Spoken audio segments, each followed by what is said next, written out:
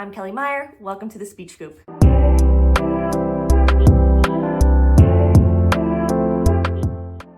If you're new here, thanks for joining us. And if you're not new here, then welcome back.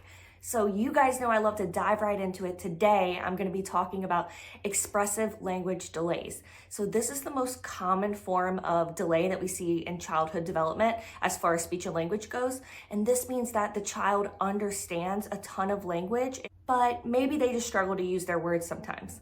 Next week, we're going to talk about receptive language delays and the differences between the two. But today, we're really just going to focus on that expressive language delay, which is also known as a late talking toddler. So here are my top 3 tips for working with your child at home if they have an expressive language delay.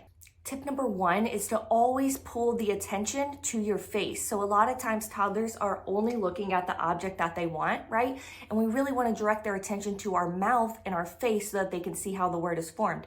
So anytime your toddler's interested in something, I recommend pulling it next to your face and saying puppy or dog, ruff, ruff, and then giving it to them. You know your toddler hates commands, so one of my favorite pro tips to share with parents is to not say. Instead, I just make the word sound super fun and inviting so that I can get their attention, and then they'll automatically repeat things that they want to say. So you're really just modeling what you think your child wants to say instead of saying, say dog, dog.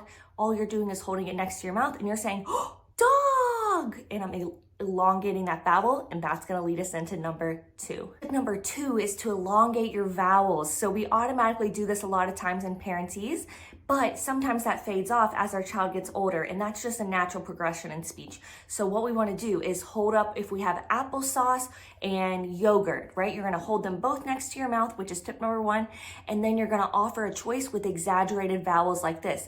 Do we want apple or ogre?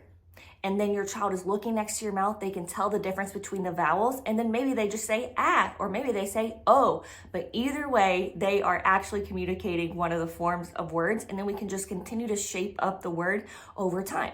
Tip number 3 is using power words. So what's a power word? It's kind of like a functional word. It's something that gets your child what they want immediately. So this might be something that conveys a larger message like help, or stuck, or mine, or no, or open. This is tricky for a lot of parents because it goes against our natural parent instinct to provide for our child, almost like anticipate their needs.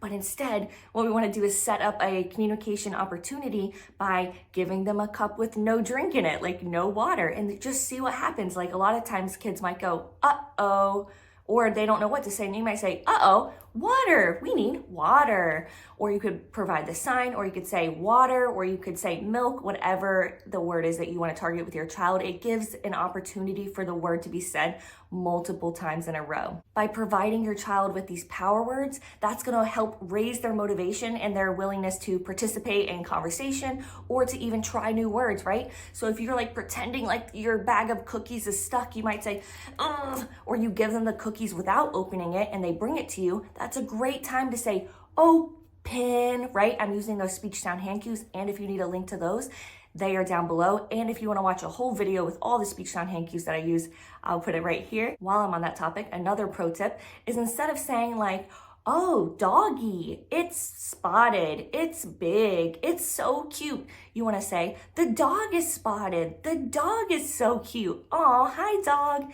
That way we're saying dog 3-4 times instead of just saying it's a lot. So that's an extra pro tip for you. If you want a free download with all of these tips on it, these top 3 tips for expressive language delays, I have the link down below for you. And one extra little tip that I wanted to throw in here for free is if your child is getting aggravated because they can't express what they're trying to say to you, which is a lot of times what's happening with these expressive language delayed children, is have them show you. So instead of like going back and forth with what, no, I don't know what you're saying. Is it this? And trying to guess and read their mind.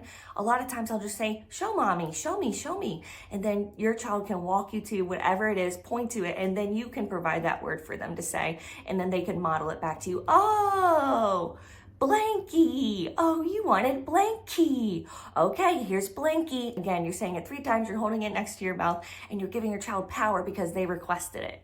I hope that these tips are super helpful for you. Make sure to tune in next week for receptive language advice on how to boost speech and language skills at home.